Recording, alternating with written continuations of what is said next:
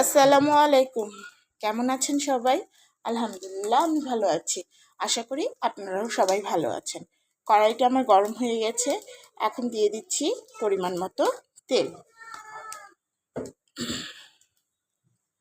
আজ আমি রান্না করব বাইম মাছ। বাইম মাছ আসলে বড়ও হয় ছোটও হয়, তো বড়টা নয়, আজ আমি ছোট ছোট বাইম মাছগুলো ভুনা করব। দিয়ে দিলাম জিরা ফোড়ন।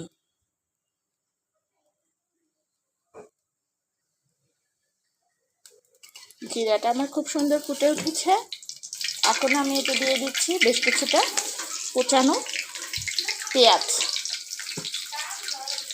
আজ আমি বাটা পেঁয়াজও এতে ব্যবহার করব, আর বাটা জিরাও।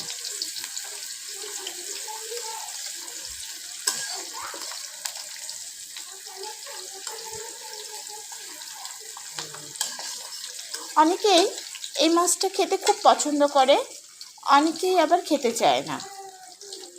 আমার কাছে এই মাছটা খেতে খুবই ভালো লাগে, তবে দুঃখের বিষয় সবসময়ই কেন যেন পাওয়া যায় না। পেঁয়াজটা একটু হতে থাক। দেখি পেঁয়াজটা ঠিক আমি এমনই করব, এর থেকে বেশি আর ভাজবো না। এখন আমি এতে দিয়ে দিচ্ছি কেটে রাখা টমেটো, আর সাথে দিচ্ছি পেঁয়াজ বাটা আর জিরে বাটা।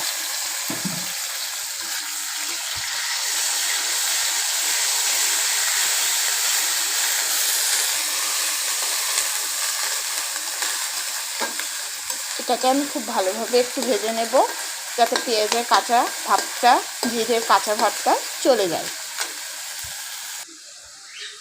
এখন আমি এতে দিয়ে দেব স্বাদ মতো লবণ, হলুদের গুঁড়া, মরিচের গুঁড়া, ধনিয়া, পাঁচফোড়নের গুঁড়া আর সামান্য জিরে গুঁড়া। সবগুলো উপকরণ খুব ভালোভাবে নেড়ে চেড়ে মিশিয়ে দেব, আর দিয়ে দিচ্ছি সামান্য পরিমাণে পানি।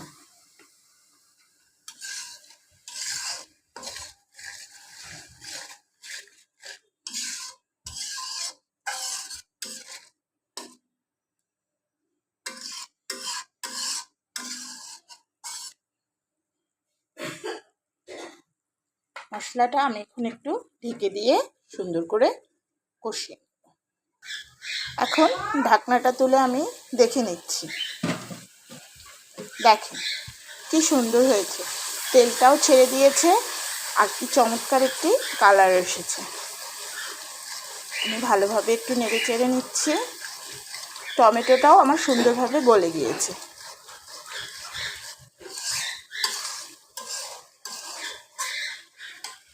এখন আমি এতে দিয়ে দিচ্ছি কেটে ধুয়ে রাখা বাইম মাছগুলো মশলার সাথে খুব ভালোভাবে মাখিয়ে নিচ্ছি।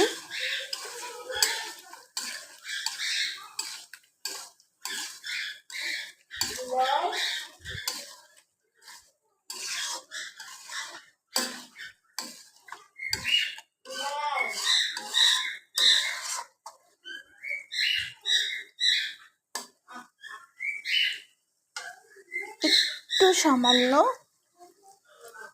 খুন্তি ধোয়া জল যেটাকে বলে, পানি যেটাকে বলে, সেটা দিয়ে দিলাম। দিয়ে আমি একটু ঢেকে দেব।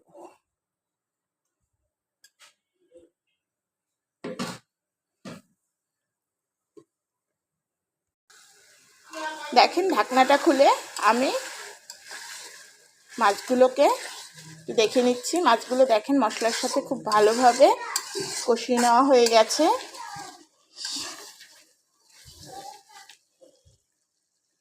এখন আমি এতে দিয়ে দিচ্ছি, খুব বেশি ঝোল ঝোল করব না, ঝোলের জন্য অল্প একটু পানি।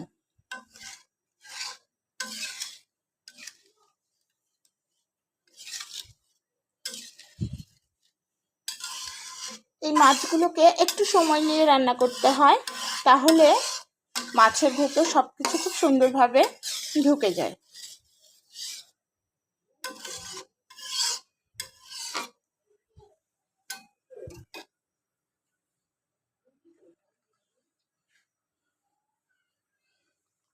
এখন আমি কেটে রাখা কাঁচামরিচগুলো দিয়ে দিলাম।